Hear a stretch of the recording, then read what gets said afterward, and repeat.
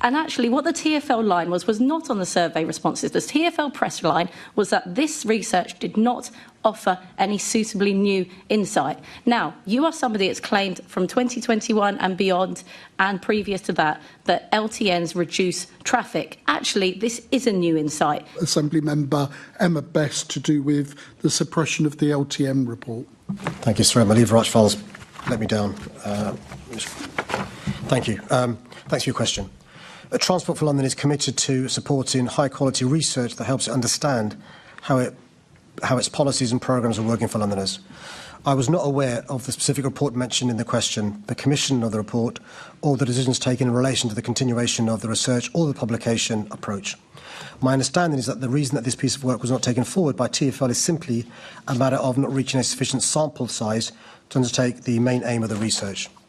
The research was commissioned with the University of Westminster in 2021, with the main aim of the study being longitudinal analysis of the impact of LTNs on London's residents' travel behaviours. Due to the slowdown in introduction of new LTNs since, this analysis was unable to take place, and the decision was made to put an end to the study.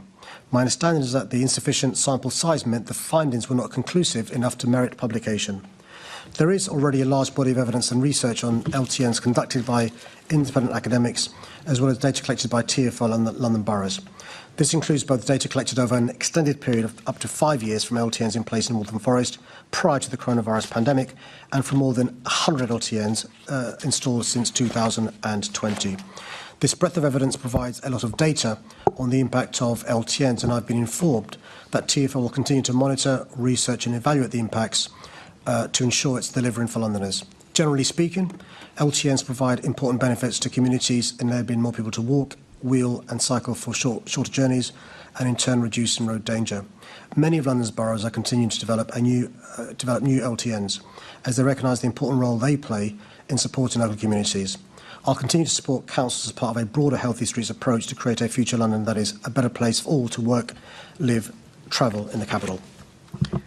Thank you, Mr Mayor. When it came to light that the £82,000 taxpayers had spent on this research was just going to be shelved and that money wasted, did you ask Deputy Mayor Seb Dance or Walking and Cycling Commissioner Will Norman if they had been a part of this decision? The first I know about this is when I was preparing for this MQTs, but I'm more than happy to go away and look into what Deputy Mayor Seb Dance and Will Norman knew. I think that's really shocking that the first time that this came to your light was being asked about it after the scandal that's occurred. Because if you look at this isn't the first time with TfL. This follows on from your old Deputy Mayor for Environment, Shirley Rodriguez, trying to suppress research on the ULEZ when she didn't like the outcome. And if I could read you some of the quotes in from TfL and GLA staff, it's really concerning. On this suppressed research, which showed that traffic didn't reduce in LTNs, staff said, one staff member said, from the point of view of my work on the evidence base for LTNs, as you say, this wave isn't going to add anything that we can use.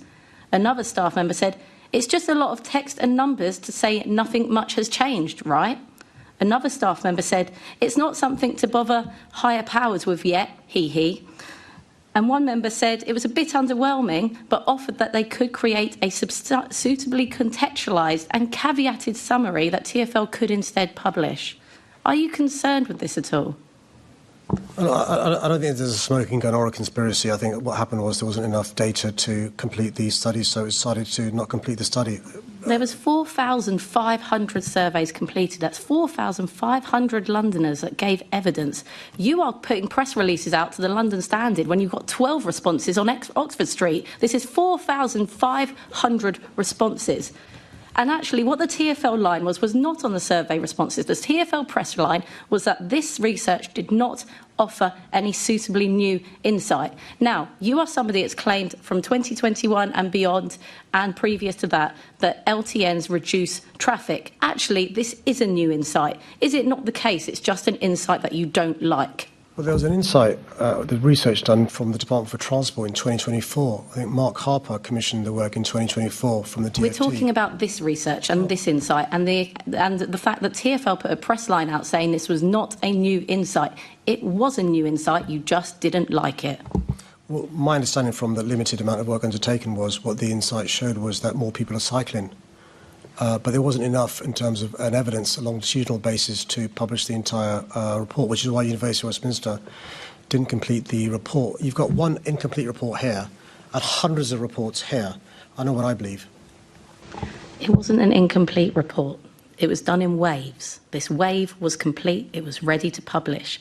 But I think it showed something, and I don't think I could put it better than the TfL staff member that said, it's just a lot of text and numbers to say nothing much has changed, right? And that's £82,000 of public money down the drain because you didn't like the results. Thank you, Chair. Well, as I said, Chair, there's hundreds of reports that show how effective LTNs are in making streets safer, in reducing traffic within their areas, in enabling people to walk and cycle, in reducing crime in those areas, and shown to reduce car ownership and car miles driven. This one particular piece of work wasn't sufficient data to conclude the reports, and there's no smoking gun, no conspiracy. This exchange raises serious questions about transparency, accountability, and trust in how Transport for London and City Hall handle public research. Was this simply an incomplete study, or was inconvenient evidence quietly buried? With millions of pounds being spent on traffic schemes, Londoners deserve clear, honest answers backed by open data. Do you think TfL was right not to publish the LTN research, or should all taxpayer-funded studies be made public, no matter the results?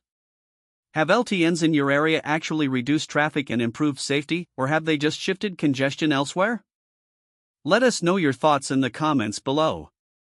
Don't forget to like this video, subscribe to our channel for more in-depth political commentary, and hit that notification bell so you don't miss our next deep dive into the world of power and politics. Thanks for watching.